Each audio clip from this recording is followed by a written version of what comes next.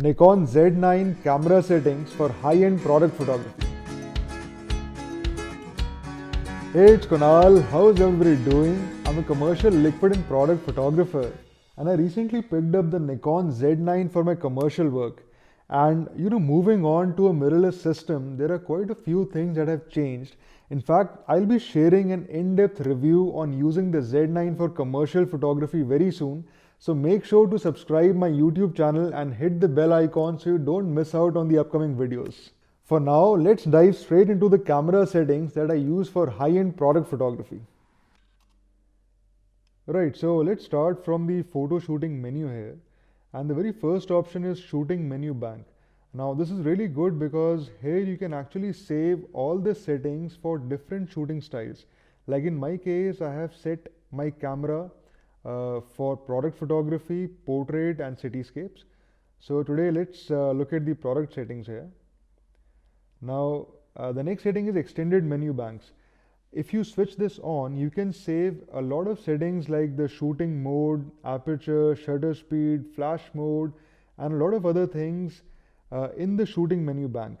And whenever you see this question mark on the top right corner of the screen, you can just press this button and you'll get to know what exactly each setting is doing. So this is really good. Next is image area. And I always keep the image area at full frame. Image quality, of course, is RAW.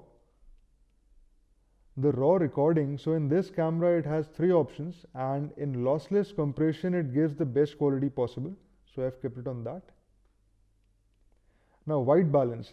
With experience I have seen that when I use my Nikon cameras with Elinchrom lights and I keep my Kelvin scale at 4550, I get accurate colors straight from the camera itself. Now, of course, when you shoot RAW, you can always change the white balance in post as well, but I like to get accurate colors straight from the camera. I set the picture control to flat profile to get the maximum details possible. Now, color space. I always keep the color space at Adobe RGB as this gives the widest color gamut possible. Now, of course, if you shoot only for web, like if you're doing mostly e-commerce work or shooting for Instagram, you can also shoot in sRGB mode as this is the color space used for web. But in my case, most of my photos end up in magazines, hoardings and billboards. So if I shoot in Adobe RGB, it gives me the flexibility to print the photos as well. Now all the details like active delighting, long exposure, noise reduction, high ISO noise reduction, all these options I keep them to off because I don't want the camera to take any decisions.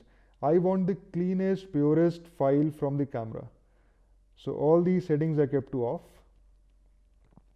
Now focus mode. When I'm shooting products, I always do manual focus for accuracy because when you do manual focus, you can very precisely focus on specific spots on the product.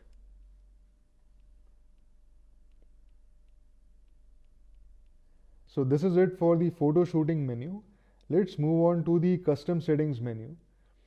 And there are some interesting options in the shooting display mode.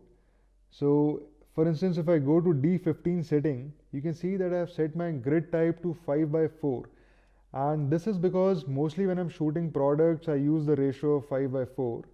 And this really helps me compose the shot. And I'll show you how. So if you go to the next setting, which is custom monitor shooting display, this is really good because here you can actually choose the exact details that you want to see in the shooting display, and it also gives you 5 different options to cycle through. In my case, I'm using just 3 display options. So if I go to display 1, I have chosen a few settings here like the virtual horizon, the framing grid which I just set to 5:4, and the center indicator. So basically I use the display 1 for composing my shots. As you can see, it's a clean display and I can precisely see the 5:4 ratio. So I can adjust and compose my shots accordingly. In display 2, I have chosen all the settings that I want to see in the shooting display. Settings like basic shooting info, detailed shooting info, touch control, and the framing grid. And apart from that, I use the default display 5, which shows you all the settings like your shutter speed, aperture, ISO, and rest of the things. And you can set your viewfinder shooting display in the exact same way. So I have used this exact same setting that I've used for my monitor shooting display. Now let's move on to the controls. And this is very interesting because I can actually customize the eye menu and have all the details that I want during the shoot. So if you see, I have the shooting menu bank here. I have the picture control, the white balance, the focus mode. This is the area focus mode and subject detection. Peaking, which I use all the time for manual focusing. This is focus shift shooting, which is basically focus stacking. So whenever you're using a lens with autofocus, you can use this option. The image area. Now this is an interesting setting, which is view mode, and basically you get two options here. You can either view through the viewfinder or through the monitor the exact result that you will be getting at the current settings, or you can have a brighter display. And I'll show you in a bit how exactly I use this view mode. So next is the silent mode. If I want to shoot in silent mode, I can do that. And this camera has no mechanical shutter, so it's going to be absolutely silent. The next setting is monitor and viewfinder brightness. I can adjust that. And this one I can see the details of the memory card. So whether I'm using a single memory card, two memory cards, or no memory cards at all, because whenever I'm shooting tethered, I don't use these memory cards. Now let's move on to the setup menu. And one option I wanted to show you here is the USB power delivery mode. Now as you can see, I have kept it to on, as in the Z cameras, now you can use the tethering cable to power the camera during the shoot, which is very good because when I'm shooting products, I don't want to have any sort of movement in the camera. So earlier I used to replace battery during the shoot. I had to be very careful, not to make any sort of movement in the camera. But now I no more need to do that. So this USB power delivery is really helpful for product photography. Now let's have a look at the display options here. So the first display option, as you can see, is a very clean screen. It just shows you the 5:4 aspect ratio and the virtual horizon. So I use this display to set up my composition. Once the composition is set, I press the display button again to have a look at the rest of the settings. Now in the shooting display, I can anytime press the I button to access all these shortcuts. And one interesting thing that I wanted to show here is the view mode. Now let's go to the view mode. As you can see right now, it is set to show effects of settings. Now when it is set to this option, basically the camera through the viewfinder or through the monitor is showing you the actual result that you will get using the current settings.